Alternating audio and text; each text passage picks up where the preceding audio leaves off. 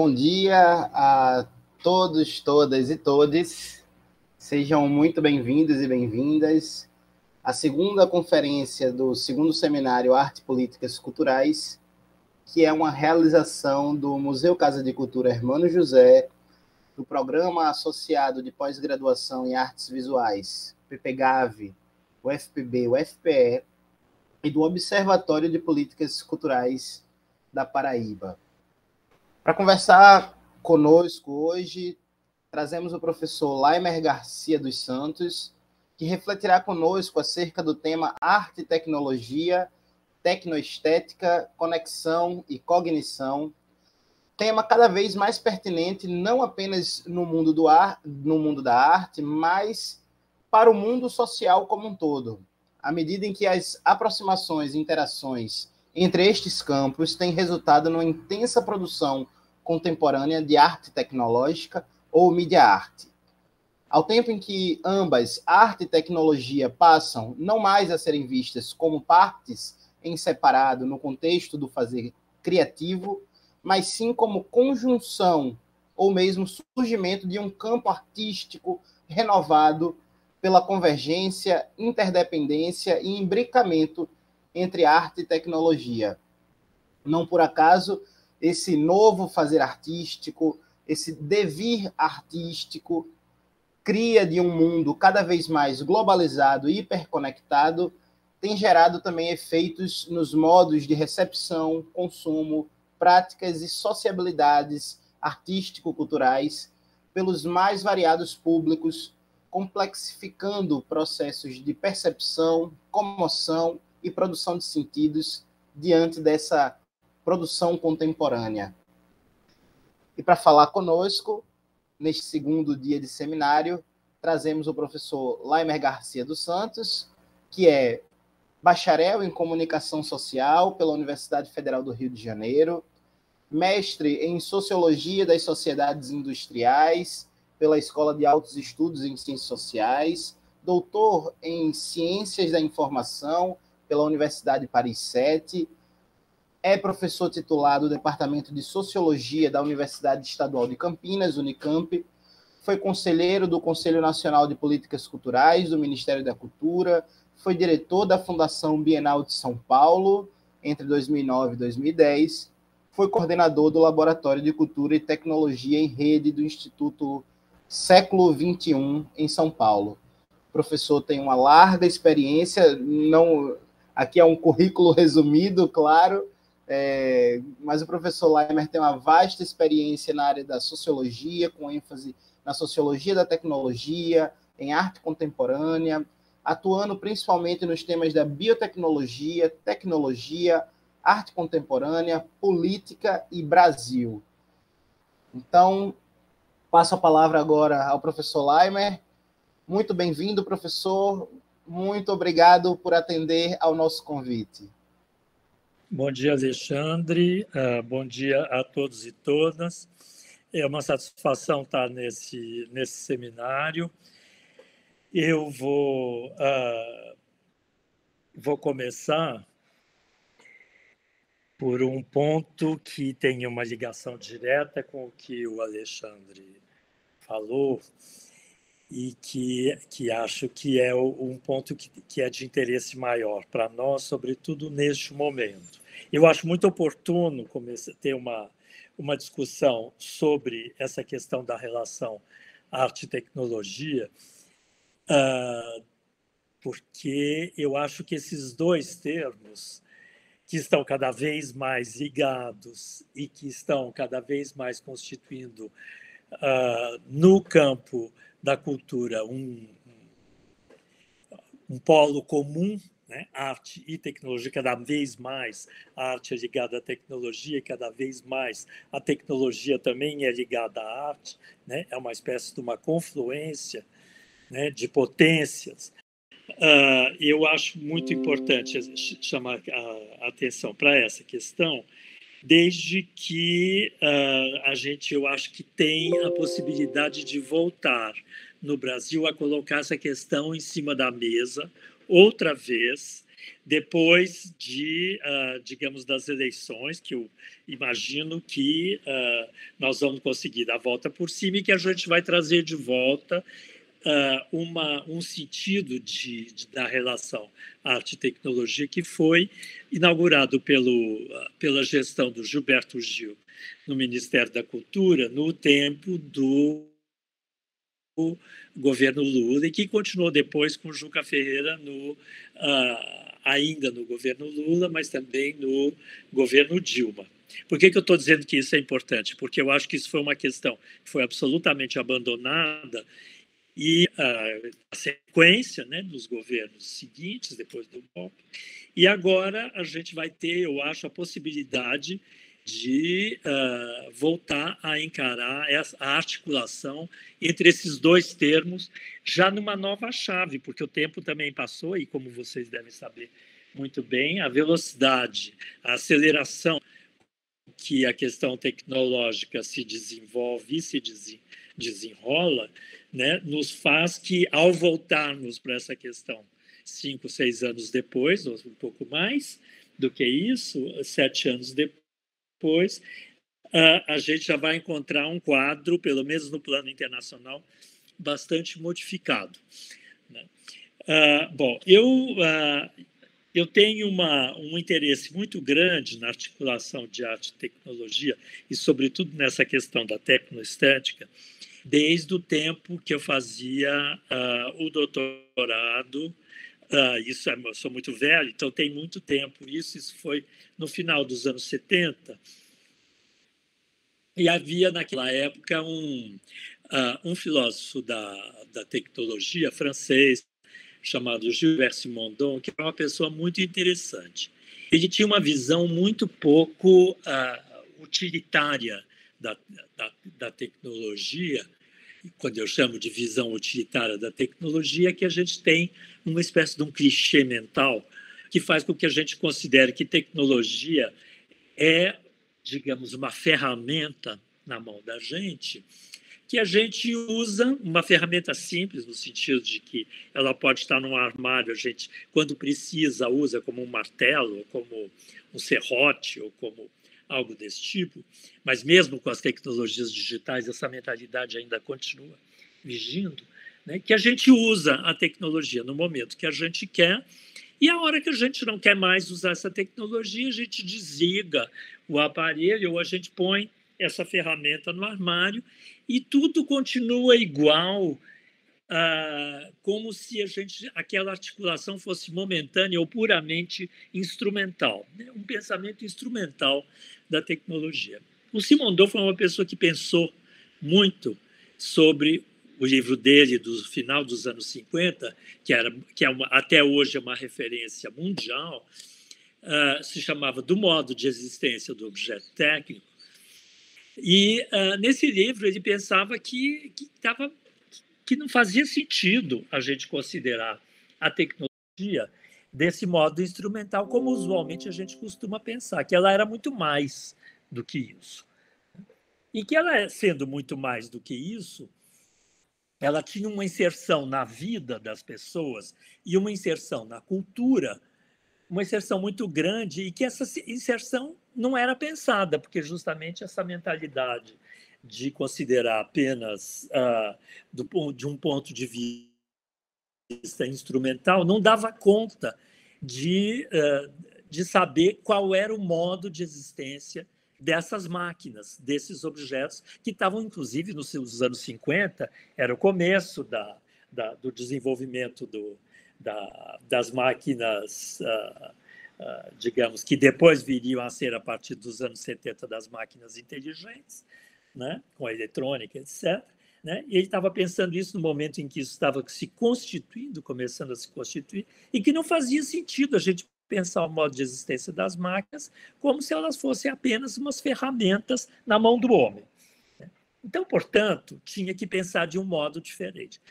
E aí a questão que ele colocou central, no meu entender, era o seguinte: olha, do jeito que a questão é pensada nesse modo utilitário, por trás desse modo utilitário, o que a gente vê é o seguinte: é que há um pensamento filosófico autocrático, uma filosofia autocrática da tecnologia, no seguinte sentido, que a gente pensa que ou a gente domina as máquinas ou a gente é dominado pelas máquinas. Uma filosofia autocrática pressupõe justamente que tem uma relação senhor-escravo com a tecnologia, né? Ou nós somos, as máquinas são nossas escravas, elas fazem o que a gente quer, só isso e ponto. Ou, ao contrário, se houver um desenvolvimento tecnológico muito grande e as máquinas se desenvolverem muito, o que vai acontecer é que vai se virar, ao contrário, essa relação de dominação e nós vamos ser servos das máquinas, ou senhores ou servos das máquinas. Bom, essa questão ele desenvolveu, então, todo um estudo muito profundo sobre o que seria um outro tipo de relação com as máquinas que escapasse dessa relação de dominação entre humanos e máquinas. E ele estabeleceu que teria que ser um tipo de relação muito diferente da relação instrumental, e esse tipo de relação seria justamente uma relação na qual o indivíduo humano entrasse em relação com o indivíduo técnico numa relação positiva e não numa relação assimétrica de dominação. Essa relação positiva entre humanos e máquinas tinha um pressuposto.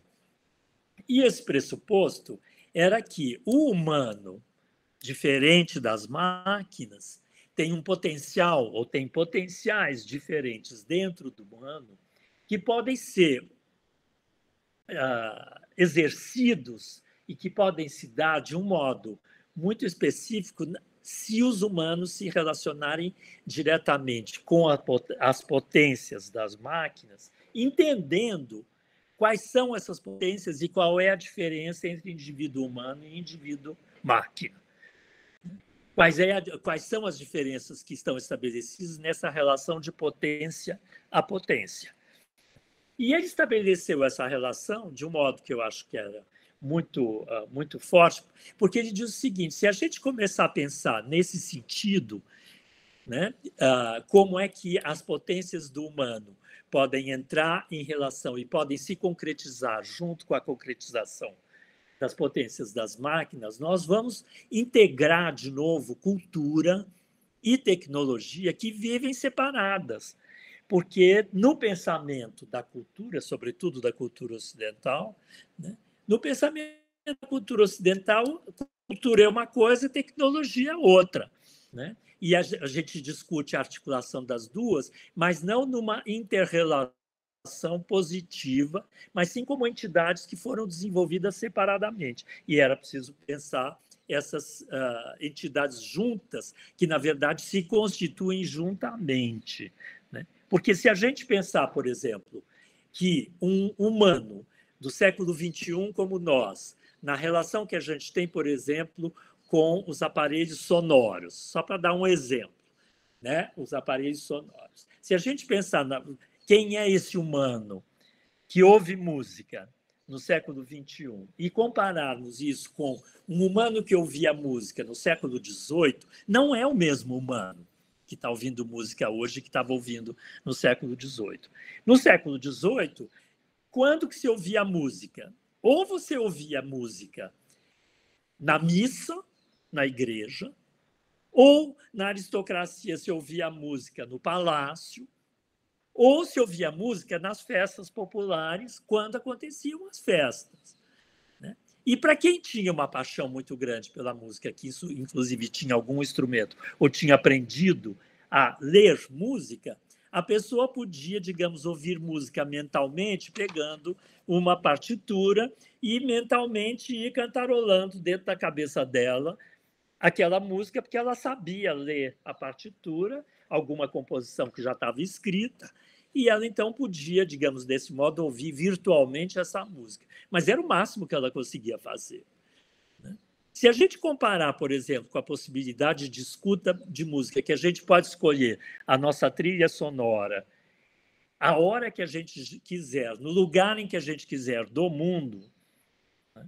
A gente pode, inclusive, pode mudar até essa trilha, compor, de certo modo, uma trilha sonora com outras trilhas sonoras, fazendo um mix que seria nosso, nos transformando em DJs, por exemplo, né? A gente pode estar subindo no alto de uma montanha, sozinho, por exemplo, e estar ouvindo música.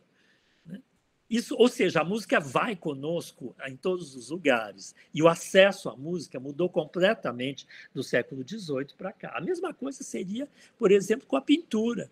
Onde se via pintura no século XVIII? Se via ou a pintura na igreja ou a pintura no palácio. Não tinha outro lugar onde havia representação pictórica. Né? Hoje não, hoje a gente tem imagens que circulam, digamos, a um toque de botão, eu tenho as imagens e eu posso escolher a imagem que eu quero. Inclusive, se alguém pergunta, você conhece o artista X? Eu não conheço, eu vou lá no Google e imediatamente eu tenho acesso, não, muitas vezes, não à obra, digamos, que estaria no museu, mas a gente tem um acesso à imagem dessa obra, muitas vezes até com muito boa definição. Né? Então, a relação entre via tecnologia com acesso à cultura aumentou muitíssimo, né?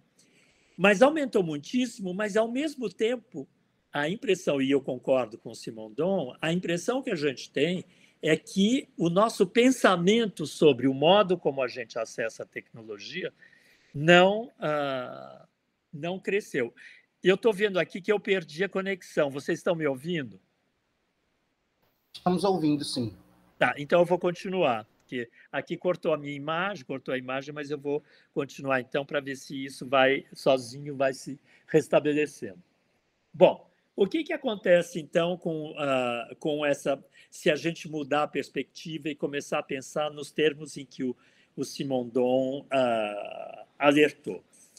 O Simondon foi ele quem cunhou essa expressão tecnoestética, né, num texto muito interessante nos anos 60, um texto curtinho.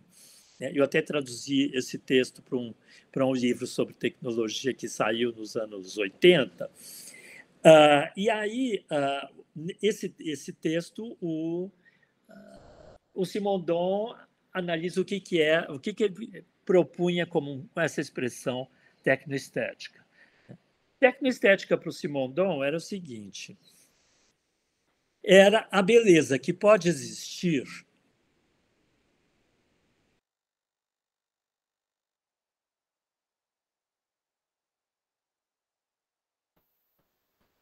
Acredito que agora o professor Leimer de fato caiu. Vamos aguardá-lo. Professor? Professor Leimer, seu áudio está desligado.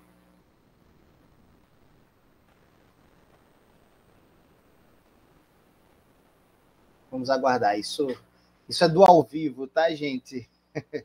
Para todo mundo que está assistindo agora.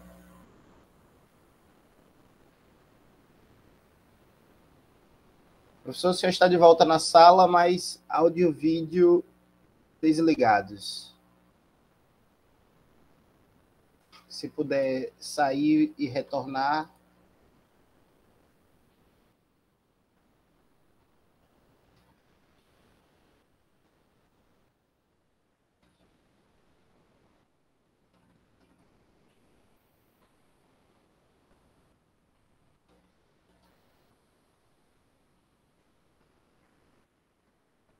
Vamos aguardar mais um pouco, tá bem, gente? Vou aproveitando para avisar que quem estiver assistindo pode fazer perguntas no chat do Do It Play, que nós vamos transmitir aqui as perguntas ao professor Leimer.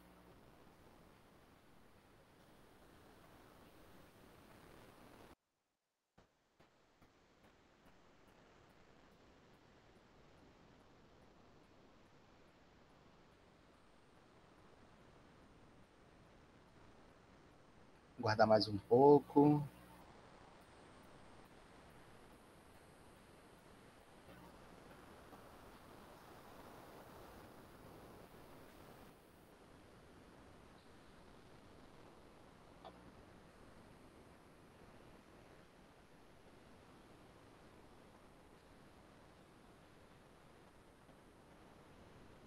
Me comunicar aqui com o professor.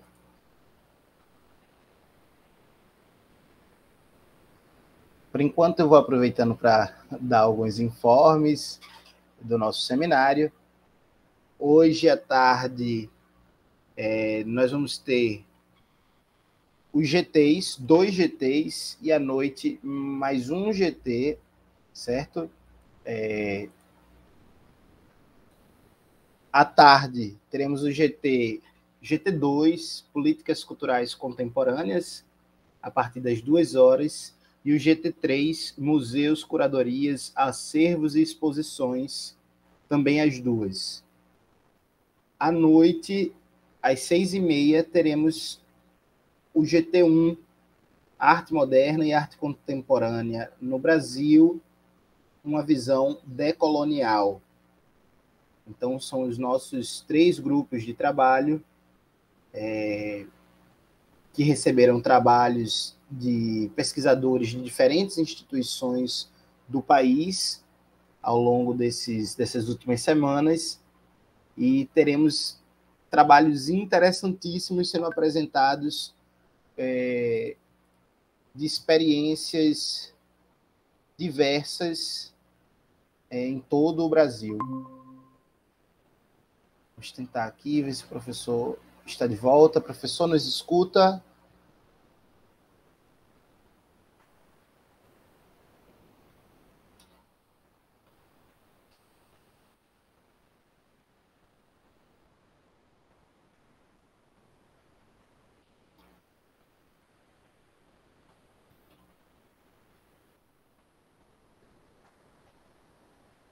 Solaimer, nos escuta?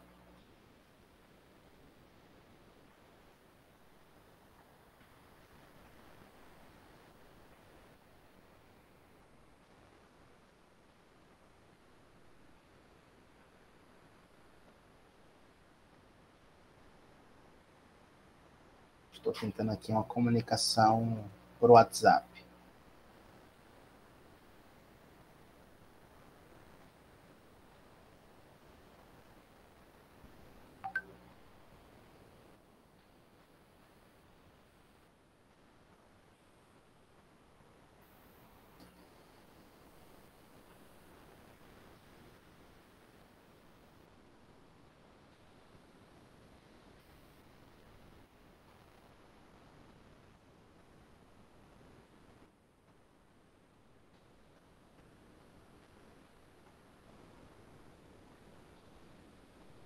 Peço ao público que aguarde, o professor está conseguindo nos escutar, mas não está conseguindo acionar o seu dispositivo de câmera e áudio, está tentando resolver isso no momento.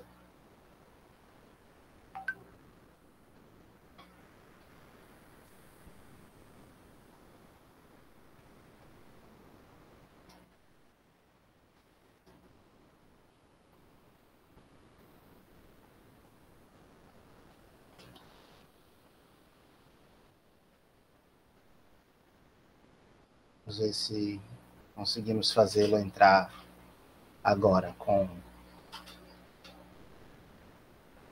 pelo celular. Professor? Professor? Sim, agora eu estou falando pelo... Pronto. Olha, agora desligue o computador, saia da página que nós estamos escutando repetindo. Pronto. Perfeito. Tá ok, então? Tá ok. Bom, então eu vou falar a partir do celular, tá bom? Tá bem, tá ótimo. Okay. A conexão tá okay perfeita. Aí. Tá bom. Bom, então, como eu estava dizendo, eu não sei o que aconteceu do ponto de vista tecnológico aqui, que deu esse tilt. Foi a primeira vez que isso aconteceu comigo. O sistema bloqueou e não me deixa desbloquear a câmera nem o microfone. É muito curioso, diz que, enfim, que não me deixa. Bom, mas vamos em frente, então. Peço desculpas por esse transtorno. O que o Simondon, então, chamou de tecnoestética?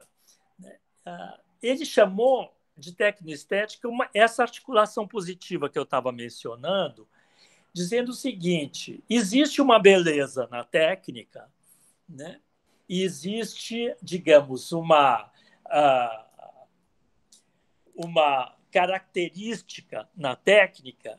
A técnica é bela quando ela é perfeita, ou seja, quando ela explora e concretiza todo o seu potencial da maneira mais harmoniosa possível. E quando isso acontece, existe uma beleza que é intrínseca à técnica, né? E que o Simondon chamou de tecnoestética. Ele dá dois exemplos.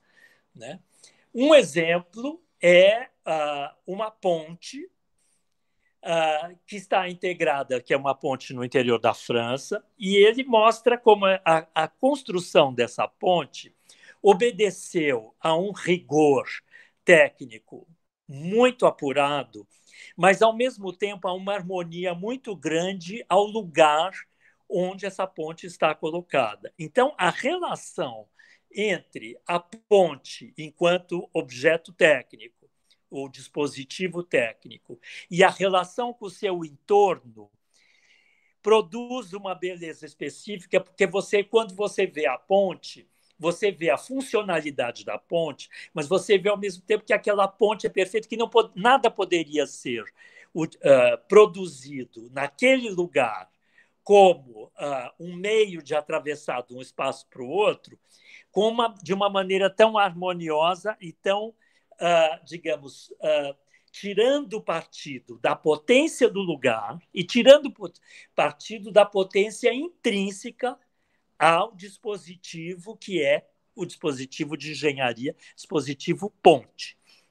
Um outro exemplo que ele dava era uma construção de uma capela pelo arquiteto Le Corbusier, que fazia digamos que era construída no alto de uma colina, e que o Le Corbusier construiu essa capela de tal maneira que o telhado dela abria como se fossem asas. As duas folhas do telhado dessa capela abriam como se fossem asas. E, de novo, para o Simondon, ele diz: isso é um exemplo de tecnoestética, porque o que a gente pode pensar a respeito disto, especificamente, da beleza que existe aí? Por que isso comove o espectador? Porque isso nos toca para além da funcionalidade só, inclusive, digamos, de ser um recinto para a religião, etc. Porque isso, de certa maneira, traduz em espiritualidade, etc., nesse lugar, através de um dispositivo técnico, que é a construção de uma engenharia, de um espaço para uma igreja. Por que vai além? E esse ir além, que ele chamou de tecnoestética, era porque aquilo colocado naquele lugar, pensado daquele jeito, fazia com que, quando a pessoa visse de longe essa capela, e também ao entrar dentro dela, desse dispositivo que tinha esse telhado que pareciam asas, você tinha aquilo que, digamos, do ponto de vista da estética, a gente pode considerar o sublime, quer dizer, se tinha uma elevação, se tinha um transporte para uma outra dimensão.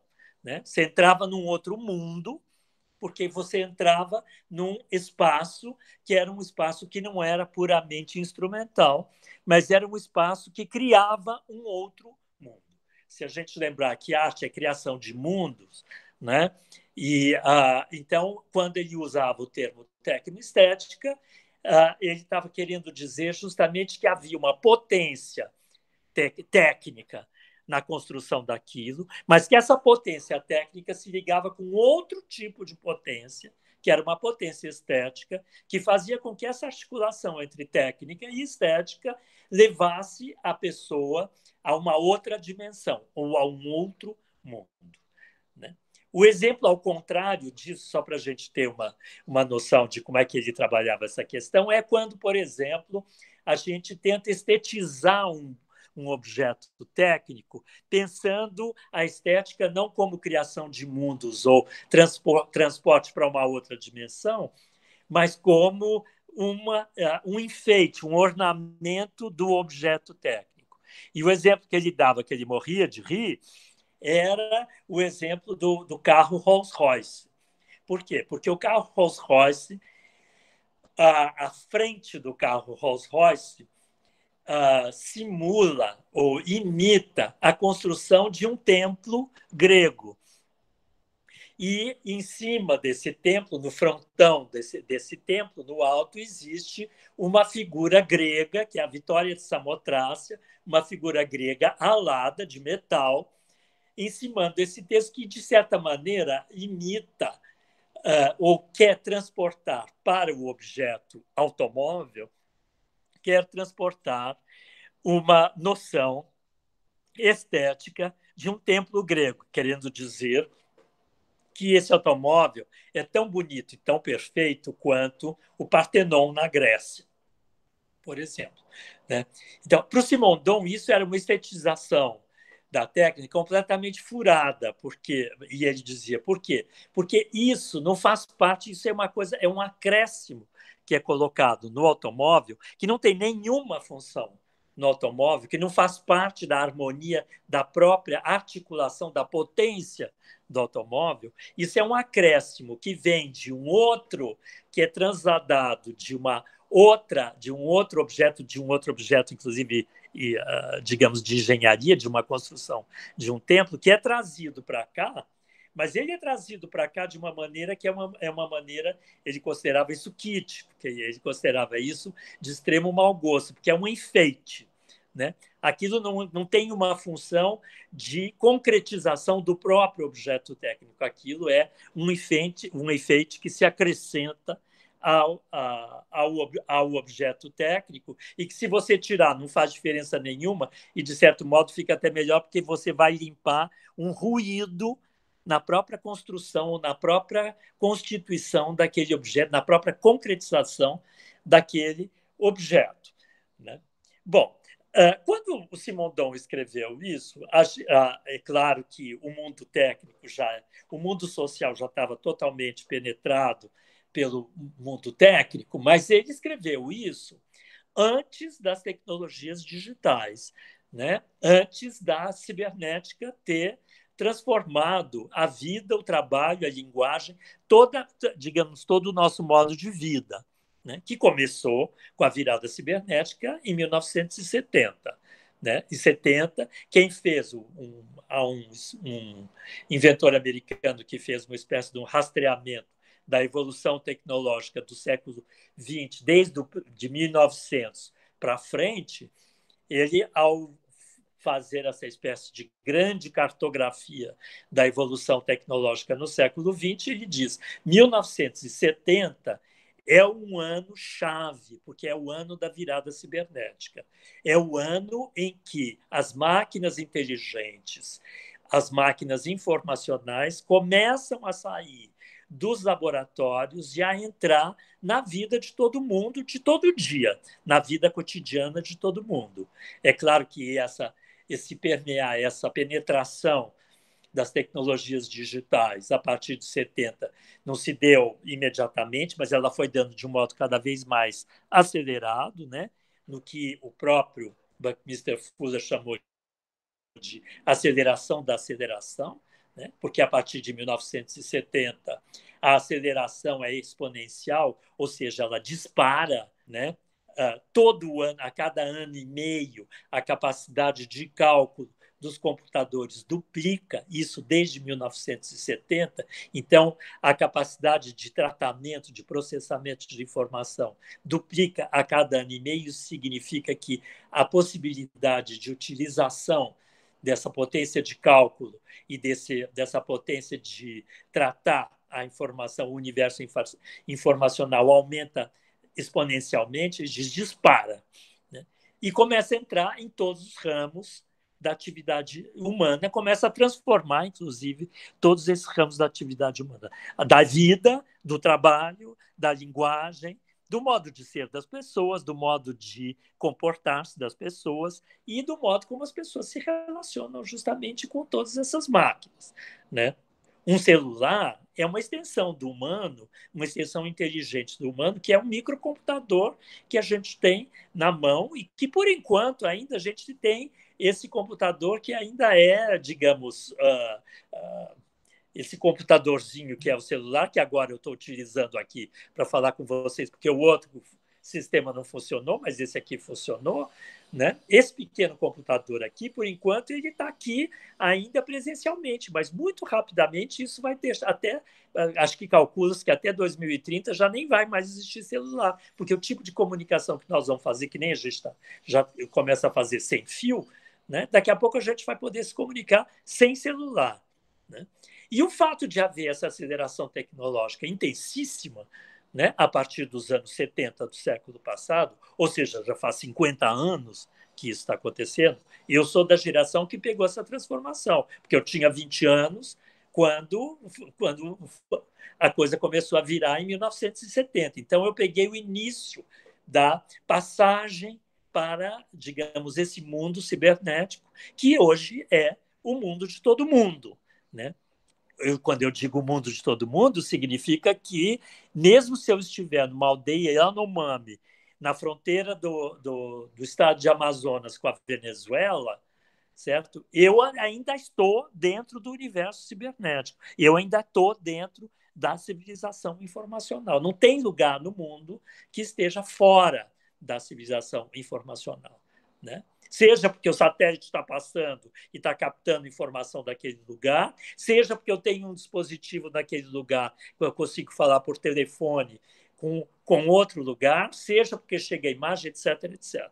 Né? Então, não existe lugar mais no mundo que não seja permeado a ponto de alguns teóricos chamarem de existe a natureza, a primeira natureza, e a sociotécnica é uma segunda natureza, né? Nós vivemos na intermediação ou na articulação entre primeira natureza e segunda natureza, de tal modo que, inclusive de tal maneira que isso está cada vez mais imbricado. Ora, qual é a consequência que isso tem para o mundo da arte? Enorme, né? Se a gente pensasse no Walter Benjamin nos anos 30, já discutindo o que era a capacidade da técnica de modificar o pensamento e a realização, a criação artística, né? Isso em 1930, 33, que é quando ele escreveu o texto fundamental dele sobre a obra de arte na era da reprodutibilidade técnica. De lá para cá, a coisa se intensificou barbaramente e, ao se intensificar barbaramente, colocou um problema para a arte. Né? Por que eu digo que colocou um problema para a arte? Colocou um problema para a arte porque, se a arte é criação de mundos, né, a tecnologia intensificando-se do jeito que se intensificou e penetrando na experiência humana, inclusive dentro digamos, do próprio universo micro, né, da experiência humana, invadindo o próprio corpo humano, etc. Essa experiência tecnológica cada vez mais intensa, de certa maneira, desbancou a arte, né? Desbancou a arte no sentido de que a arte, um primeiro exemplo que a gente pode dar disso, que é um exemplo hiperdiscutido, né, seria, digamos, a relação entre pintura e fotografia no século XIX, que começou a fazer discussão, mas faz sentido fazer pintura depois que existe a fotografia, ou não faz sentido, ou a pintura vai fazer outra coisa. Isso tudo começou a ser discutido no século XIX, mas à medida que as tecnologias foram penetrando na experiência humana mais e mais, né, essa criação de mundos da arte teve que se reinventar dentro de um universo que já é tecnologizado. Né? Portanto, a relação de potência do humano com potência de máquina, do ponto de vista de criação, né, de uma tecnoestética, teve que evoluir ao longo desse tempo todo e teve que pensar em que bases que se dá a criação de arte num mundo completamente tecnologizado. Quando eu digo mundo completamente tecnologizado, e que eu digo até que, digamos, quando nós retomarmos a discussão aqui no nível institucional, depois que varreu o obscurantismo bolsonarista, né, que a gente conseguir virar essa página de regressão para a colônia, né, na qual a gente ainda está, né, a gente vai ter que começar a retomar as questões. Quando a gente começar a retomar as questões, o universo no qual nós vamos estar tendo que repensar essas questões é o universo no qual digamos, a gente já está num patamar em que as cartas são dadas em termos tecnológicos pelos algoritmos e pela inteligência artificial. E o que isso quer dizer do ponto de vista da criação, né? Da criação artística, né? Isso quer dizer muito, né? E é nesse ponto que eu acho que é interessante essa questão de tecnoestética, conexão e cognição. Por quê? Porque o algoritmo e a inteligência artificial são baseados no cálculo, né? E são baseados no cálculo porque eles são baseados, sobretudo, da estrutura que é acionada para as intervenções, digamos, inteligentes, essas intervenções cibernéticas, a estrutura que é utilizada é a estrutura de padrões, né? Padrões que são constituídos ou construídos de um modo cada vez mais sutil e mais fino. Qualquer um de nós tem essa experiência quando recebe no celular alguma coisa, vamos supor, uma publicidade ou mesmo alguma coisa, alguma proposta que aparece no seu WhatsApp, ou aparece no seu e-mail, ou aparece no seu Facebook, etc., de alguma coisa que a pessoa se pergunta, mas como é que eles sabem que eu tenho uma predileção por isto? Né? Como é que eles sabem, por exemplo, né, que, vamos supor, eu tenho uma paixão enorme por sushi, eu pago o que for, porque eu adoro comer sushi, e eu pago o que for para uma experiência nova, e se tiver, me disseram que existe um restaurante absolutamente fantástico em São Paulo, de sushi, um restaurante novo. Né? Aí eu recebo no meu celular, né, uma mensagem desse restaurante novo de sushi propondo para mim, para eu ir conhecer esse restaurante, etc. E tal. E a pergunta que eu faço para mim mesmo é, bom, mas como é que ele sabe, como é que o restaurante sabe que, digamos que eu tenho essa piração com sushi, por exemplo? Né? Bom, eles sabem através do cruzamento de dados, de padrões, né, que são de informações que são cruzadas e cujo cruzamento a gente não sabe nem onde se localiza, nem que tipo de acesso, mas a gente sabe que foi, digamos, pelo nosso consumo de cartão de crédito, pelo tipo de lugares que a gente frequentou, pelos rastros que a gente deixou nas próprias redes sociais, pelos comentários que a gente fez, pelo todo tipo de vestígio informacional que constitui a gente no plano micro, né? No plano micro mesmo, quer dizer, no plano não meu como indivíduo, mas num recorte da minha individualidade, que é o recorte da minha fissura por sushi, né? Esse recorte interessa do ponto de vista dos padrões e são essas tecnologias inteligentes que vão acessar esse recorte e que vão, a partir desse acesso a esse recorte, vão me propor alguma coisa. O que isso significa em termos, digamos, de mudança para o meu comportamento ou para a minha criação? Significa que há uma interferência, que é uma interferência de cálculo, uma interferência informacional, em que, na verdade, cada vez eu escolho menos aquilo que eu penso que eu escolho. Né? Por que eu digo isso? Porque muitas das decisões que eu vou tomar já quando eu estou completamente conectado, diariamente conectado, e distribuindo esse monte de vestígios informacionais nas redes, muitas dessas conexões que eu faço, eu penso que sou eu que estou fazendo e não sou eu que estou fazendo. Eu estou fazendo porque eu já estou inserido num sistema informacional imenso que conhece as minhas predileções e que reforça as minhas predileções numa determinada direção e que me impede, inclusive, de encontrar alguma coisa que eu desconheço, porque eu estou muito com a minha atenção voltada para o que eu conheço. Ora, a arte, fundamentalmente, quando eu digo que a arte é instauração de mundos, a potência da arte é justamente criar situações nas quais a arte puxa o tapete debaixo do seu pé. Né? Aí está a potência da arte, porque ela justamente te transporta para uma outra dimensão. Mas se a outra dimensão já está calculada para eu entrar nela, não existe surpresa, inclusive, porque eu só vou acessar aquilo que eu já conheço e a minha atenção vai estar reforçada só para aquilo que eu conheço. Então, fica muito reduzido, cada vez mais reduzido, reduzida a possibilidade de eu entrar em contato com alguma coisa que eu não conheço, que puxe o meu tapete, que me atire para o desconhecido. Né? Do ponto de vista, por exemplo, estético, tem uma diferença muito grande entre o que a gente poderia chamar de fruição da arte, quer dizer, de você se entregar e ter uma experiência estética forte, e o consumo de arte. O consumo de arte é o que mais a gente conhece.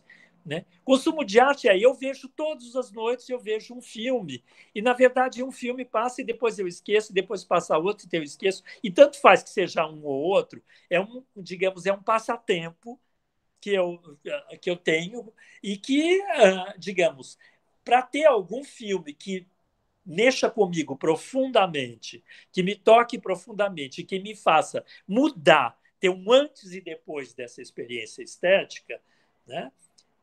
É muito difícil. Então, isso é consumo de arte, né? Mas não é uma fruição, uma experiência da arte, que é quando alguma coisa acontece que tira o meu fôlego, tira alguma coisa que eu falo, não, depois que aconteceu isso, eu não posso mais ser a mesma pessoa, porque essa experiência é forte demais para mim, ela me modificou por dentro, ela me recombinou, de certo modo, os meus afetos todos por dentro. Isso é uma experiência estética poderosa. Né? Eu vou dar um exemplo, eu acho que eu estou já chegando meio no final, mas só para dar uma ideia do que eu estou querendo chamar a atenção.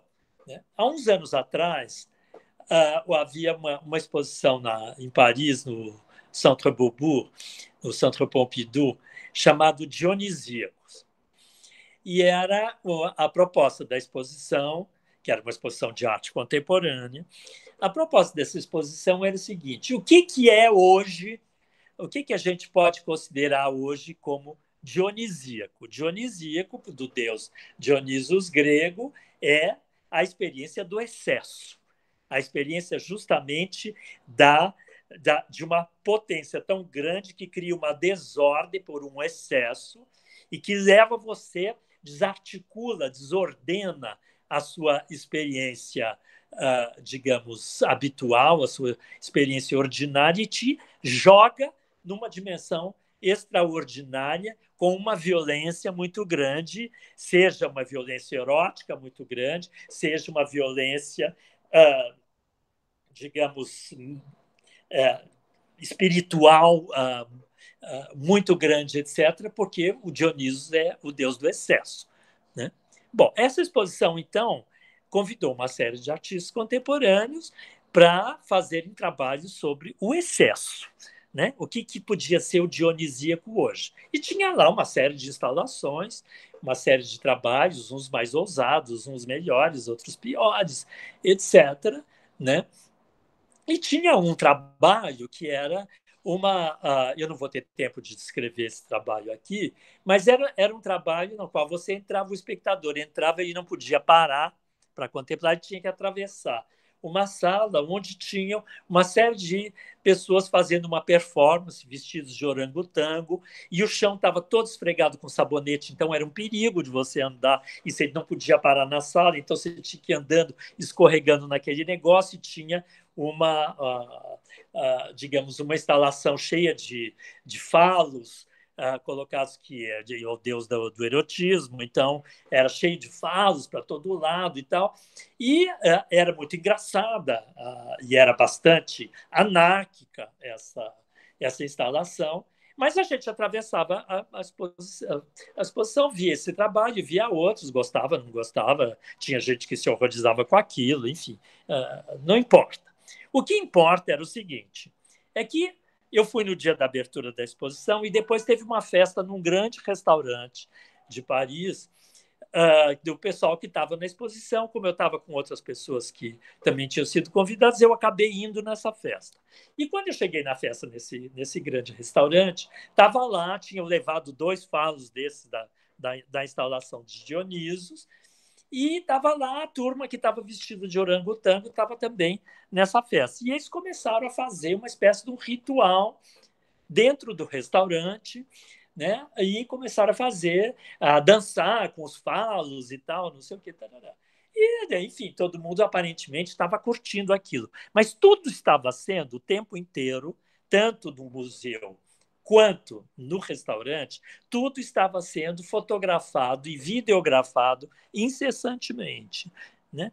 E eu, de repente, eu me dei conta, com esse amigo com quem eu estava, ele também se deu conta da mesma coisa, nós dois nos demos conta que aquelas pessoas não estavam numa festa, que aquilo não era uma festa, só aparentemente era uma festa, era trabalho. E que aquelas pessoas eram figurantes de uma performance no museu, mas elas também tinham saído do museu para a festa, mas o trabalho não tinha acabado, porque elas estavam trabalhando na festa.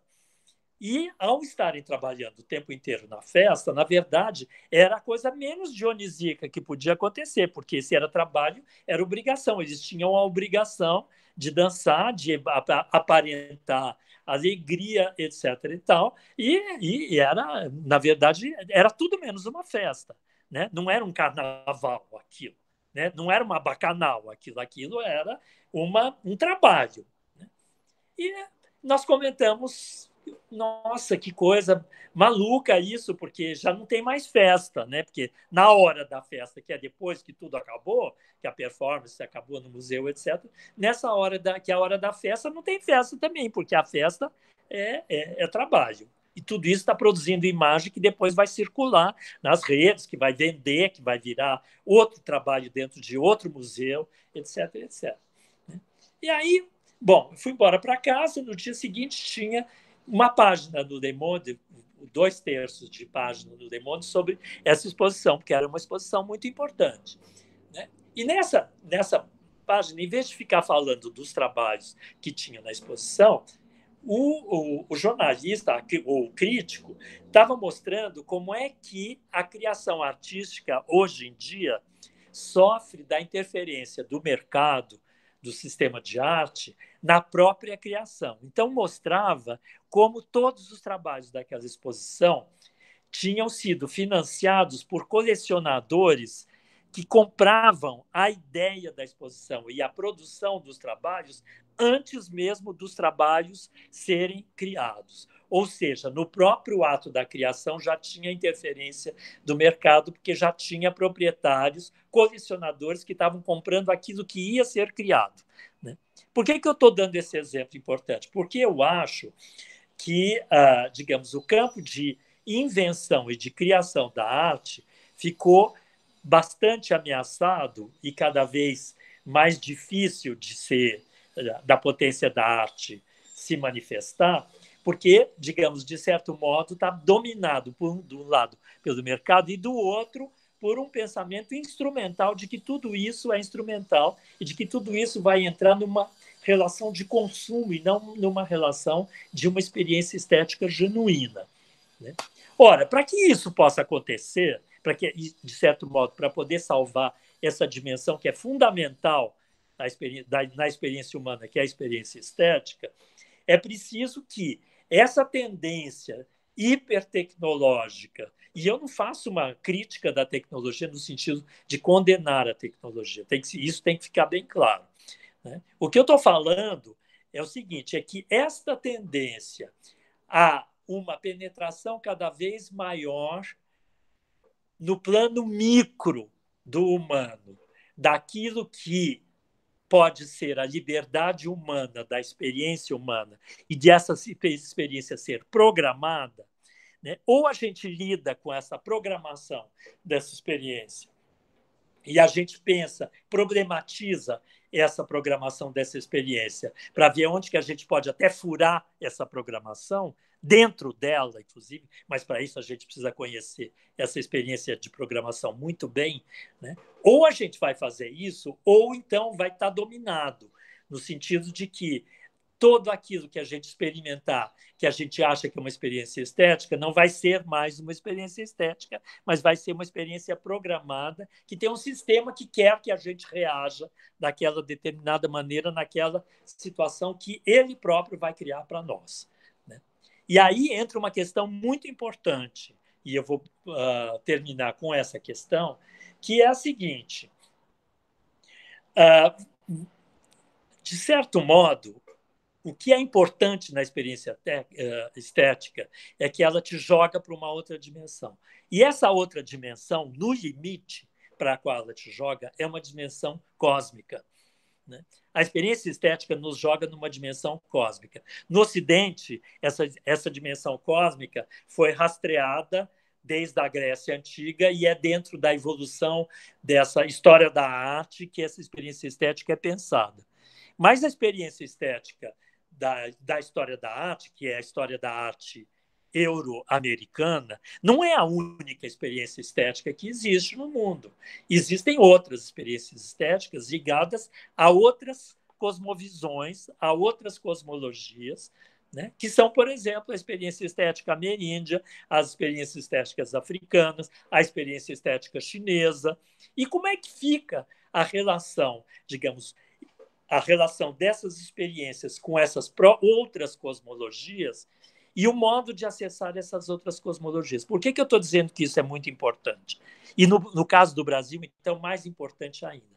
Porque no Brasil a gente tem a ideia de que a gente é ocidental. Mas isso a gente pensa que a gente é ocidental dentro do Brasil porque a gente não foi para o chamado Ocidente mesmo, né? Quando a gente chega na Europa ou nos Estados Unidos, nós não somos considerados ocidentais, porque nós somos misturados. Tem índio, tem negro e tem português, né? Numa mistura que faz com que a nossa cultura não seja. Ela é parte da cultura ocidental, mas ela é só parte. As outras duas partes não são parte da cultura ocidental. Elas pertencem a outras cosmogonias, a outras cosmologias. A experiência estética que é desenvolvida com essas outras raízes é diferente dessa, ou pode estar em articulações misturadas com a experiência ocidental, mas justamente construindo outra coisa que não é a experiência ocidental. E a gente vai ter que lidar com isso de um modo positivo, né? Para poder lidar com isso de um modo positivo, existe um pensador, um filósofo chinês, que está fazendo uma proposta que eu acho interessantíssima para nós, que ele diz o seguinte: olha, já está clara a via da experiência artística e da experiência cosmológica ocidental. A gente sabe que direção que isto vai, né? Mas não existe só essa cosmotécnica ocidental. Existem as outras. Existe a amazônica, por exemplo, isso ele diz, né? O chinês diz. E existe a experiência chinesa, que não tem nada a ver com isso, né? Se essas outras cosmotécnicas existem, por que é que só o ocidental tem que valer? Por que as outras experiências cosmotécnicas não são pensadas, não são trabalhadas e não são, digamos, confrontadas na relação com essa cosmotécnica dominante que é a euro-americana?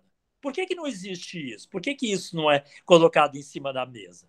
Por exemplo, né, eu considero que o xamanismo Yanomami, por exemplo, que é um xamanismo que eu conheço bem, né, o xamanismo Yanomami é uma experiência informacional de uma cosmotécnica incrível, né, porque eles acessam mundos que a gente não acessa, né? Eles têm capacidade de ver o que a gente não consegue ver, né? É claro que eles, por exemplo, não conseguem ver um micro-organismo que a gente vê pela ótica da ciência e dos instrumentos de ópticos da ciência ocidental. Eles não veem isso. Mas o que eles veem, a gente não vê.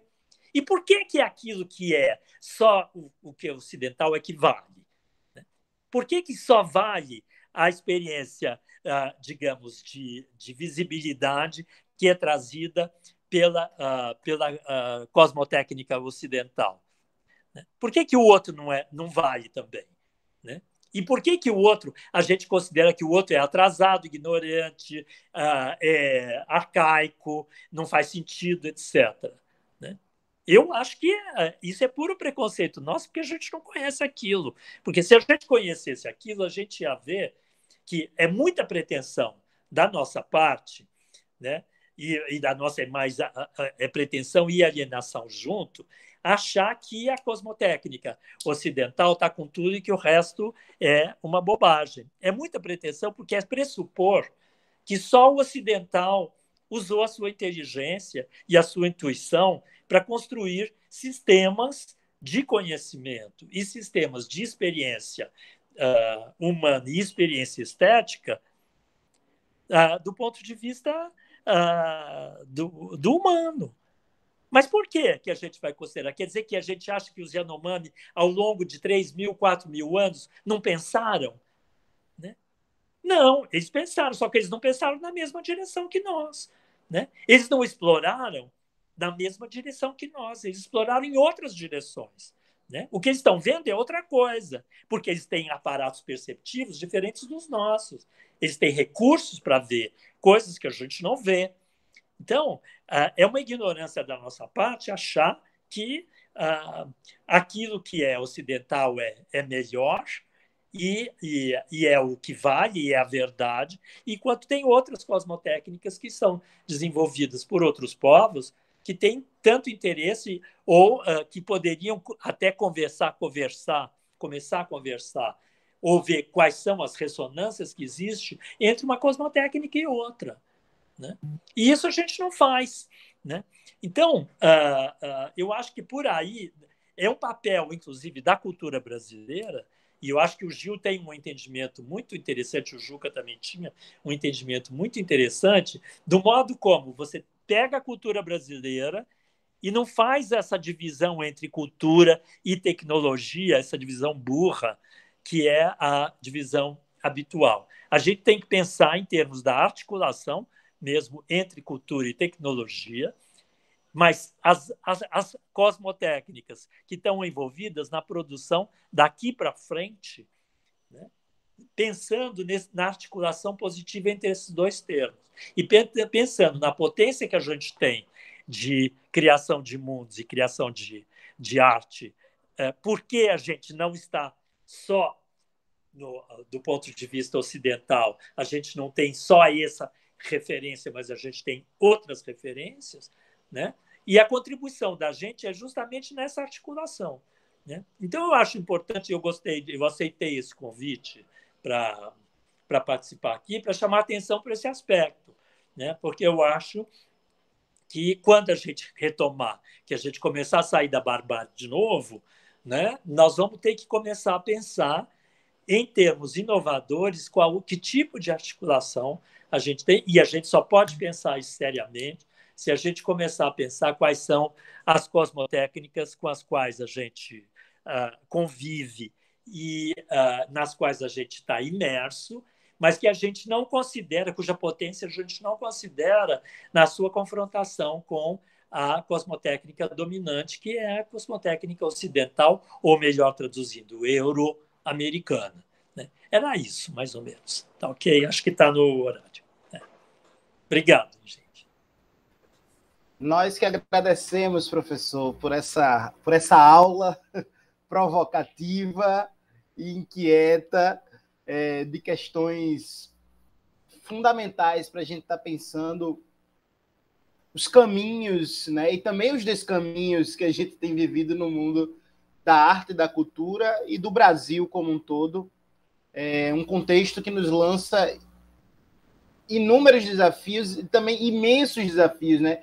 Desafios de envergadura que nós parecíamos caminhar para uma superação e, de repente, vemos damos passos à frente e de repente, muitos passos atrás, quando, ao mesmo tempo, temos um processo de organização do campo cultural e do campo artístico que também já não permite uma regressão total, porque nós estamos aqui refletindo e nos encontrando e elaborando sobre as agendas de superação, as agendas de recuperação, né, disso que a gente tem perdido nos últimos anos, e, ao mesmo tempo, buscando acompanhar essas novas possibilidades de produção de arte, de encontro entre as pessoas. Estamos aqui falando de lugares diferentes, mas nos encontrando, né, o que é muito importante. Esse seminário só poderia acontecer no contexto atual de pandemia, mediado por essa tecnologia, né? Claro. E nós, em lugares diferentes, nos encontrando para lançar essas reflexões ao mundo. Eu queria aproveitar o gancho do seu final de fala para lhe pedir para falar um pouco mais da experiência de um filme que o senhor participou, o Chapiri, né? Que eu acho que traduz muito esse debate que foi trazido agora, porque ele não é um documentário, não é uma ficção, né? Ele é um filme que modula na tecnologia audiovisual ocidental a experiência da tecnologia, ou de uma cosmotécnica xamânica Yanomami, em seus processos de ritual, em seus processos de transcendência. Então, eu queria que o senhor falasse um pouco mais sobre a experiência do filme, para também ilustrar o debate que você mesmo trouxe na sua fala. Ok, tá bom. Bom, a experiência do Chapiri é, na verdade, um desdobramento de uma experiência anterior, que foi uma ópera multimídia, da qual eu fui um dos diretores artísticos, junto com mais 2 outras pessoas, na qual a gente trabalhou durante 4 anos, de 2006 a 2010, com um grupo para fazer uma ópera sobre a devastação da Amazônia, que era para ser apresentada, e foi apresentada, na Bienal de Teatro Música de Munique, na Alemanha. E era uma parceria tripartite, essa ópera, que era uma ópera com brasileiros, com europeus, com participação de brasileiros, de europeus e de Yanomami, vários Yanomami, xamãs Yanomami, né? Por que isso? Porque o conceito da ópera era bem dentro disso que a gente está falando aqui. O conceito da ópera era o seguinte: bom, tem a devastação da Amazônia, né? E existe uma percepção dessa devastação que é de fora para dentro, que é a percepção tecnocientífica, que é uma percepção digamos, dos cientistas que estudam a floresta com ou sem aparelhos, né? Satélites, todo tipo de instrumental, etc. E essa visão tecnocientífica da floresta diz que está indo para o buraco e que essa devastação tem um ponto de não retorno que está cada vez mais próximo. E a questão, isso já em 2006, hein? A gente ouvindo cientistas falando, a questão não é saber se a Amazônia vai virar deserto, a questão é saber quando a Amazônia vai virar deserto, a continuar a devastação e os incêndios, etc., as queimadas que vinham já em curso naquele período, né?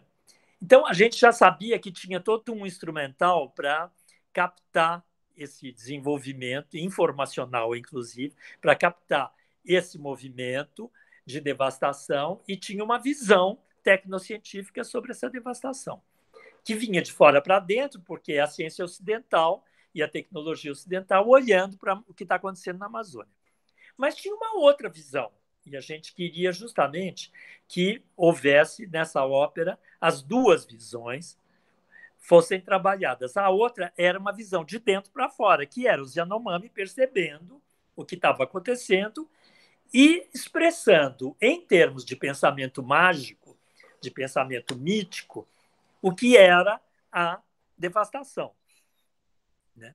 Havia uma convergência entre essas duas perspectivas, porque ambas diziam e afirmavam: vai dar merda esse negócio a continuar deste jeito, né? Isso vai acabar mal e isso não está, o acabar mal não está tão longe assim. Mas as maneiras de perceber isso eram diferentes do ponto de vista mítico e mágico e do ponto de vista tecnocientífico.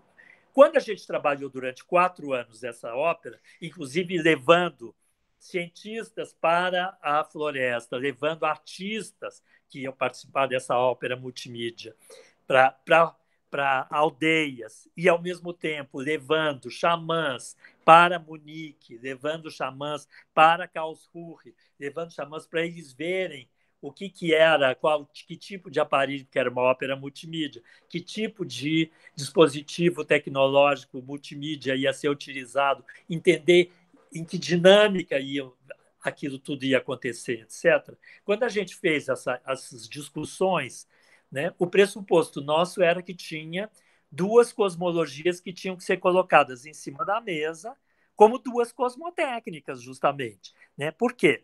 E aí vem a questão dos chapiri. Por quê? Porque o conceito de imagem audiovisual que a gente tem, que é um conceito ocidental desenvolvido a partir da tecnologia ocidental, é diferente do conceito de imagem que é produzido dentro da técnica do xamanismo. O xamanismo é uma técnica também. Né? O xamanismo é uma cosmotécnica de acessar outros mundos, mundos virtuais, de entrar em relação com esses mundos, de trazer algumas coisas desses mundos para cá, através, sobretudo, de cura, né? Mas é um método de conhecimento. O xamanismo é um método de conhecimento. Só para vocês terem uma ideia, né, do que eu estou falando. No pensamento mágico Yanomami, toda a música do mundo, e a gente estava falando de uma ópera, portanto, música, né?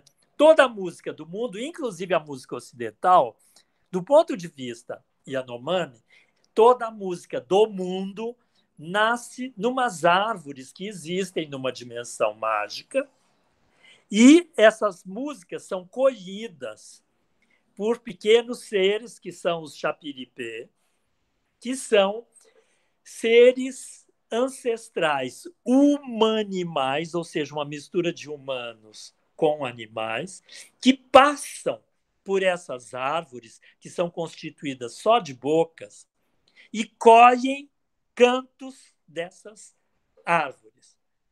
E ao colherem os cantos dessas árvores, eles trazem para o xamã o conhecimento. Todo o conhecimento que é produzido no mundo vem dessas bocas que são dessas árvores e que são trazidas pelos chapiripê, são colhidas e vêm através do xamã, chegam no mundo dos humanos. Ora, isso é uma tecnologia extremamente sofisticada, inclusive por quê?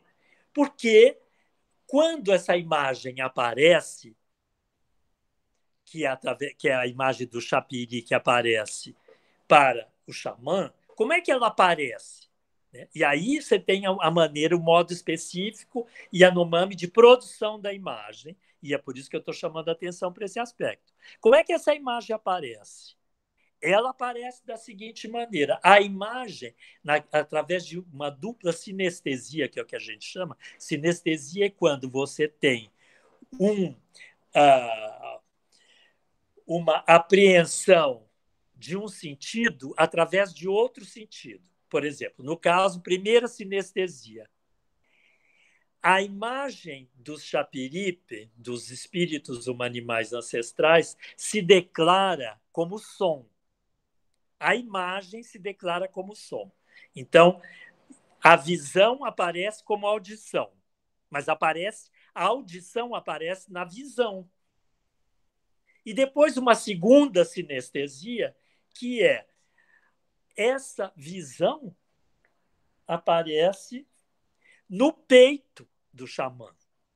O Chapíripe, que vem dançando, aparece e se instala no peito do xamã. Então, a imagem incorpora no xamã, não nos olhos, no peito.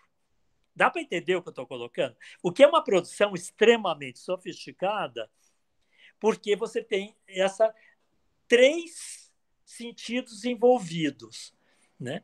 Audição, visão e tato, nesta incorporação dessa imagem, né?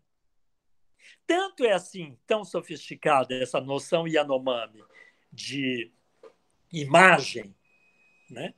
Que eles consideram a imagem tal como a gente conhece, certo?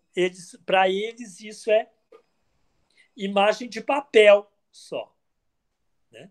É um tipo de imagem que não tem correspondência com relação a essa que eles estão falando.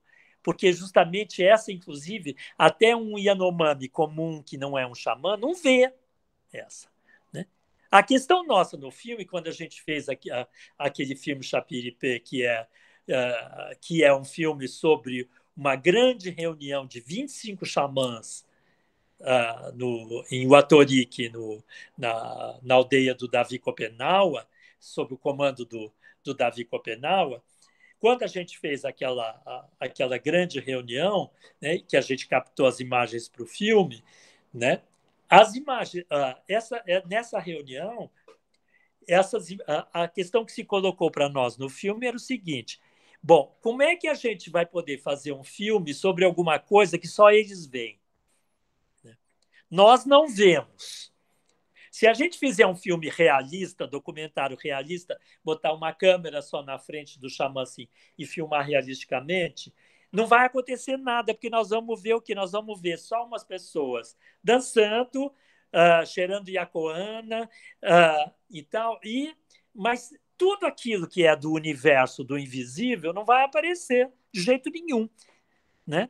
E vai ficar uma coisa super banal, porque estão no meio da aldeia, tá a aldeia rolando lá tudo, mas no meio da aldeia tem isso acontecendo, que é a chegada desses seres do outro mundo que estão descendo do céu dentro da aldeia e que estão vindo habitar o peito do xamã. Como é que a gente pode, com os recursos que a gente tem de produção de imagem tecnológica ocidental, dar uma ideia, porque é claro que a gente não pode ver aquilo que eles veem, né?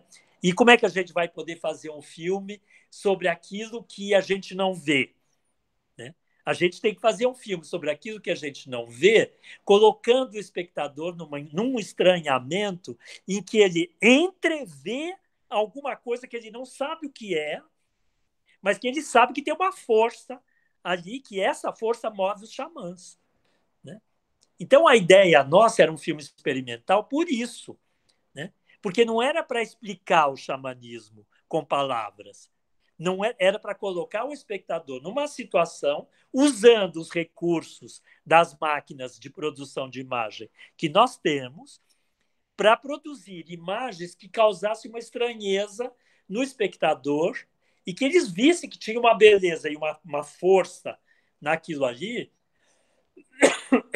que era esse acesso a esses mundos que a gente não pode ver. Né? E que apareciam só em traços nos corpos dos xamãs. Dá para entender o que eu estou colocando? Né? Vestígios nos corpos dos xamãs. Essa era a ideia.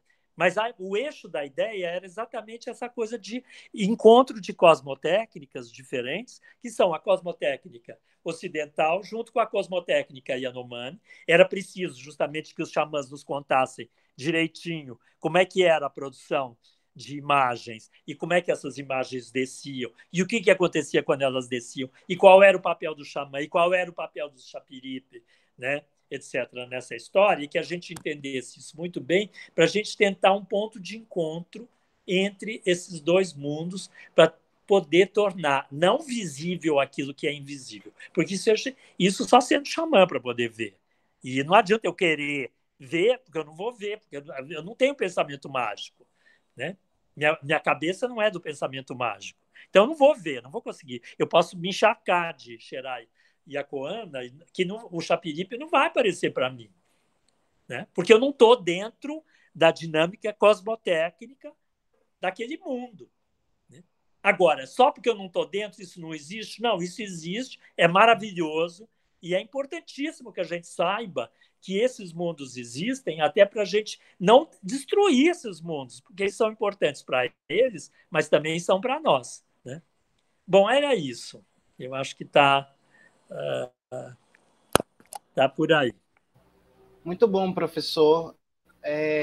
Eu lhe pedi para falar isso porque parece que a discussão entre arte e tecnologia ela é muito dominada de uma lógica em que necessariamente a arte, a discussão como um todo precisa estar instrumentalizada por uma lógica ocidental, por uma lógica da produção, de uma visão ocidental, né? E o filme me despertou muito essa possibilidade outra de evidenciar cosmologias não ocidentais, uma cosmologia ameríndia que traz um olhar sobre a Amazônia, sobre os rituais xamânicos amazônicos, e que não subordina, se utiliza da tecnologia ocidental, se utiliza do audiovisual, mas não subordina nem submete, né, essa cosmovisão xamânica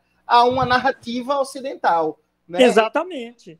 E essa é a grande questão.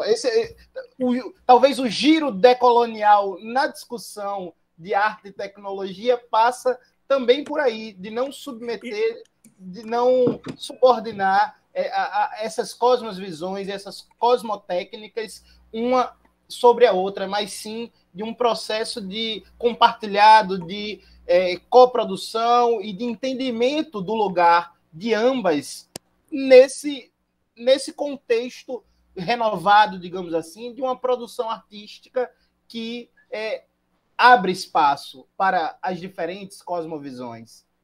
Exatamente. Eu acho que essa é a nossa tarefa, porque a gente não deve esperar que os ocidentais, no sentido, os europeus, os americanos, digam para nós como é que a gente vai fazer a descolonização, tá certo? O critério tem que vir de dentro. E o critério que vem de dentro é das nossas diferenças. Aliás, essa é a nossa riqueza, né? O que a gente tem, se a gente for imitar o que é feito do ponto de vista euro-americano, nós vamos estar sempre na rabeira e sempre com um pensamento vira-lata. Nós temos que admitir claramente que nesse mundo existe uma influência ocidental que a qual a gente não vai se furtar, porque ela faz parte, ela é constitutiva também da nossa cultura, mas ela não está sozinha e além de tudo, a nossa diferença é justamente integrar essas outras matrizes que a gente tem e trabalhar com essa diferença, porque é essa diferença que vai fazer a nossa diferença na produção e a nossa contribuição para fora, inclusive do Brasil, vai ser a partir dessa. Então, o pensamento técnico também tem que entrar aí, né? E o modo como a gente utiliza as máquinas aqui também tem que levar em conta essa especificidade nossa, né? Eu vejo, por exemplo, um filme interessantíssimo, que eu não sei se as pessoas aí já viram, do Carl Guimarães, chamado Isto, né? Existo, mas dividido. Isto. Eu recomendo que as pessoas vejam esse filme, porque é um filme em que o filósofo francês do século XVII, Descartes, vem para Pernambuco e começa a descobrir o que é o Brasil, né? Então, é um filme, mas esse filme é todo trabalhado na potência digamos, do que é o tropical e da nossa diferença, influenciando o pensamento racionalista europeu do filósofo. É como é que o filósofo vai amolecendo nos trópicos. É um barato o filme, é uma coisa incrível a sutileza e o partido que ele faz justamente da técnica cinematográfica para explorar essa diferença, né? até para ver o modo como ele vê a paisagem, e é o modo como um europeu vê uma paisagem, que é uma paisagem que ele não conhece, né, mas que é mostrada justamente na sua diferença, né? Eu acho que esse tipo de trabalho é muito importante para a gente, e a gente tem que trabalhar nessa direção, incluindo a discussão, inclusive, das técnicas audiovisuais e das máquinas audiovisuais dentro desse processo. Perfeito, bom, professor. Acho que é isso, então, né?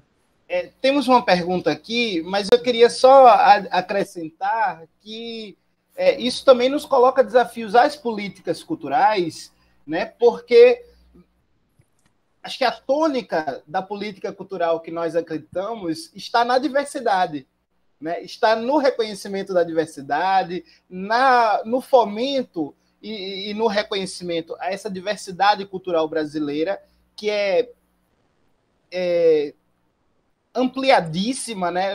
Nós somos um país de dimensão continental, então nos coloca desafios de como alcançar e como elaborar políticas culturais para a diversidade que permitam a construção de narrativas de dentro para fora e não de fora para dentro. Claro. Eu lembro muito bem da política do cinema nas aldeias, na época do Gil, do Juca, que permitiu um momento de produção cinematográfica, de produção audiovisual dentro das aldeias indígenas, pelos próprios indígenas, né, que mostram os seus processos, seus rituais, seu cotidiano, né? Então, como retomar essa agenda de forma que hoje ela já não está como antes?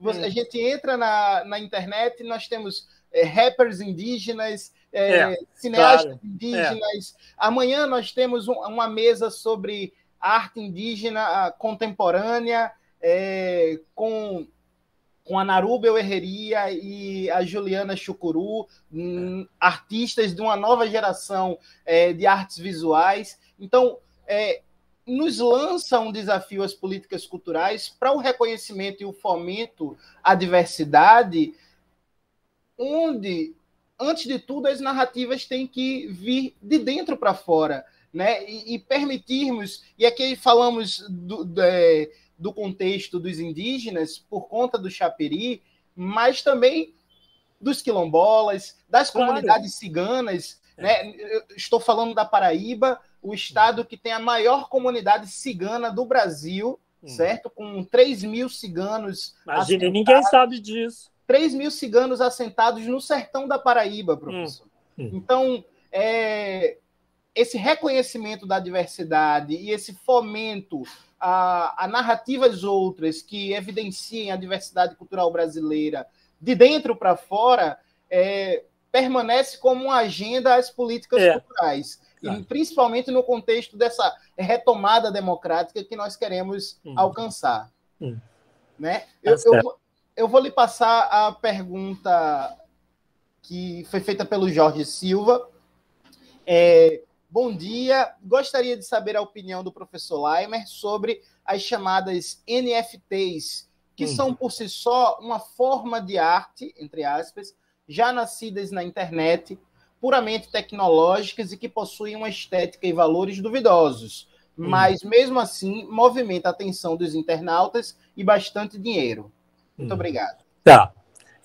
Eu tinha quase que certeza que essa questão ia aparecer, das NFTs, eu acho que ela é totalmente pertinente, porque esse é um fenômeno novo, né, e que está bem dentro do coração daquilo que eu estava mencionando sobre, digamos, em que estágio de desenvolvimento tecnológico que nós estamos e o que é que aparece como obra de arte numa NFT, né? Eu acho que é uma questão extremamente complicada, complexa, de entendimento até, para saber o que é aquilo, mas eu acho que mais do que criação, porque quando a gente vê as imagens que foram criadas, eu confesso que eu acho decepcionante as NFTs porque elas são imagens de bonecos que, no fundo, remetem a imagens já conhecidas, ou no universo Marvel, ou no universo, digamos, do desenho animado, ou no universo, digamos, da computação, do design informacional, etc. Eu não vejo muita, digamos, na produção da própria imagem, eu não vejo muito alguma coisa muito especial, né, do ponto de vista visual, digamos assim. Né? Mas elas têm um componente que é um componente específico, né? Que tem a ver com a produção da imagem, mas, ao mesmo tempo, tem muito mais a ver com o mercado e com o direito de imagem do que propriamente com criação estética. Por que eu estou dizendo isso? Porque as NFTs estão fazendo sucesso por causa de uma questão que se chama direitos de propriedade intelectual. Né?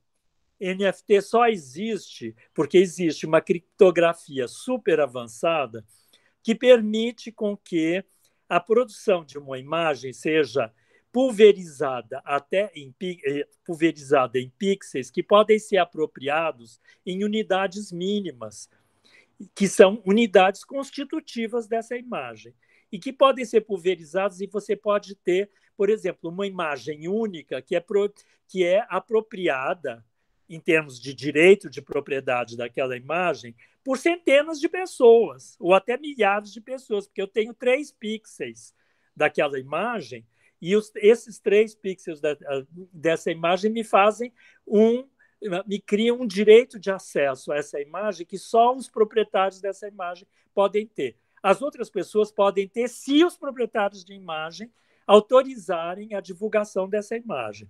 Então, nós estamos falando muito mais, não tanto em termos de produção de obra estética, mas de apropriação de obra considerada estética, e agora virou um fetiche. Por quê? Porque, associando NFT com bitcoins, começaram a aparecer preços absurdos para obras de arte e NFTs, que, quando você vai ver a imagem, é uma imagem banal. Né? A imagem, por exemplo, que o Neymar comprou por 6 milhões e 200 mil reais, não sei se vocês já viram essa imagem, mas a imagem que o Neymar comprou, você fala, pô, ele pagou 6 milhões e 200 mil por isso, que é um bonequinho fazendo uma bola de chiclete assim, uma figurinha assim folclórica, de certo modo, quase que de desenho animado. E é isso. E ele pagou 6 milhões e 200 mil reais por essa imagem. Né? Agora, eu digo para você, do ponto de vista estético, o que é isso? Para mim, isso é nulo, do ponto de vista estético. Mas, do ponto de vista mercadológico, só o fato do Neymar ter comprado essa imagem, ela já passou a valer 10 milhões. Entendeu? Muito provavelmente, ela não vale mais 6 milhões e 200, porque, além do valor agregado do direito de imagem, dessa especulação dessas imagens virtuais, da propriedade dessas imagens virtuais, além desse, tem o valor do fetiche do Neymar ter comprado essa imagem. Então, se agrega ao valor esse outro valor do fetiche, e ela passa a ter um valor ainda maior, essa imagem. Ela vale por ela mesma, em termos estéticos, isso? Né? Eu acho que isso, inclusive, é muito cedo até para dizer o que isso vai ser. Se no futuro não vai ter assim, essa especulação não foi uma bolha, né? Ou se, ao contrário, isso abriu alguma via que ainda não apareceu, digamos, uma produção interessante de NFTs, mas, de repente, pode aparecer alguém que seja um gênio da NFT e que faça alguma coisa nessa direção. Por exemplo, né? Aí eu vejo um exemplo interessantíssimo de NFT. O Assange, Julian Assange, precisava de dinheiro para se defender contra a acusação digamos, para se defender da extradição para os Estados Unidos. Né? Então, o que ele fez? Ele, junto com um produtor de NFT famoso, uma pessoa famosa, eles construíram uma arquitetura de uma imagem que, por si, não é nada. Ela tem a palavra escrito censored, censurado, e em cima da palavra censored, mas aparecendo suficientemente as letras para a gente poder ler essa palavra, mas ela tem como se fosse uma tarja, blocos de tarja em cima de cada letra, bloqueando a imagem da palavra censurado. E eles fizeram uma venda dos direitos de propriedade desta imagem, deste NFT que foi criado, para poder levantar dinheiro para a defesa do Assange. Né? O que é importante nessa história? Até agora, eles já levantaram 54 milhões de dólares, né? De pessoas que contribuíram, que compraram um pedacinho dessa imagem. O que é interessante nessa história? É a imagem dessa palavra? Não. Né? Podia ser essa imagem ou qualquer outra imagem, eu acho que a operação seria a mesma. Eles fizeram essa porque eles acharam que essa era que dava conta melhor do que eles estão querendo dizer e do que eles estão querendo fazer. O que é importante na história, onde está a criação? Não é na imagem especificamente. A criação está na estrutura informacional que foi construída na engenharia e na arquitetura de construção de uma imagem que envolveu milhares de pessoas para fazer uma operação política, pensada como uma operação política, e uma operação de intervenção para salvar alguém que é considerado um dos grandes heróis contemporâneos, porque justamente é uma espécie de Robin Hood, né? Foi alguém que falou, nós vamos mostrar, porque essa era a filosofia do Assange, quando ele fez o Wikileaks, nós temos que mostrar não aquilo que não os pobres, não os ferrados, nós temos que mostrar aquilo que os ricos não querem que seja mostrado. Essa era a filosofia hacker do Wikileaks e que continua sendo até hoje. E isso é imperdoável. Né? Imperdoável por quê? Porque é aquilo que justamente não é para ser mostrado, é que vai ser mostrado por eles. Né? Que é justamente o que os ricos fazem com o poderio que eles têm para manter o foco fora daquilo que interessa para eles. Então, é uma exposição. Aí, a estratégia desse NFT entra dentro deste processo. Aí eu acho que é uma coisa interessantíssima. Entende? Mas não porque é uma figurinha bonitinha, não sei o que eu vou ser proprietário dessa figurinha bonitinha, ou engraçadinha, ou interessante, etc. É uma bobagem isso. Né? Mas essa bobagem também é um fetiche, porque você vai para as grandes casas de leilão Sotheby's, Christie's, eles estão vendendo NFTs por milhões de dólares. Né? Mas o que eu acho que é interessante mesmo é essa operação, por exemplo, a operação do Assange. Eu acho que, assim, eu não sei se eu respondi a pergunta, mas era mais ou menos o que eu tinha para dizer a respeito. Tá bom? Perfeito, professor. E acho que o desafio está justamente aí, em subverter uma lógica que transforma uma tecnologia em puro mercado de ações em exatamente, né? A especulação num de mercado uso futuro. subversivo e político e criativo e, ao mesmo tempo, de enfrentamento, né, de um processo global exatamente. De censura. Porque o Assange está sendo censurado e logo, logo somos nós. Claro, exatamente. Logo, isso mesmo. É isso mesmo. Professor, acho que chegamos ao fim da nossa conferência. Quero agradecer a sua disposição em estar conosco essa manhã, trazendo todas essas questões. Acho que daria um seminário inteiro sobre o tema, mas agradeço a todo mundo que participou, que assistiu, que levantou questões, que reverenciou sua fala, que as pessoas também lhe parabenizando pela fala. Nosso museu, o observatório, o programa de artes visuais estão abertos sempre para a sua presença, fica o convite aberto para outros espaços. Acredito que foi de grande contribuição para o nosso seminário e convido as pessoas que estão assistindo a continuarem conosco à tarde, assistindo às apresentações de trabalho nos grupos de trabalho, nos 3 grupos de trabalho que nós lançamos esse ano. Tá bom, muito obrigado, então, pelo convite e até a próxima, né? Até a próxima. Grande abraço, professor. Tudo de bom. Obrigado, você também. Tchau. Até mais. Tchau. Bem, pessoal, um abraço e nos acompanhe à tarde. Continue conosco à tarde, vendo os GTs, vendo as apresentações de trabalho, acompanhando trabalhos interessantíssimos, oriundos de diversas instituições científicas, de diversas universidades, de museus, de instituições culturais, nos nossos diferentes GTs. Um abraço a todos, obrigado por acompanharem.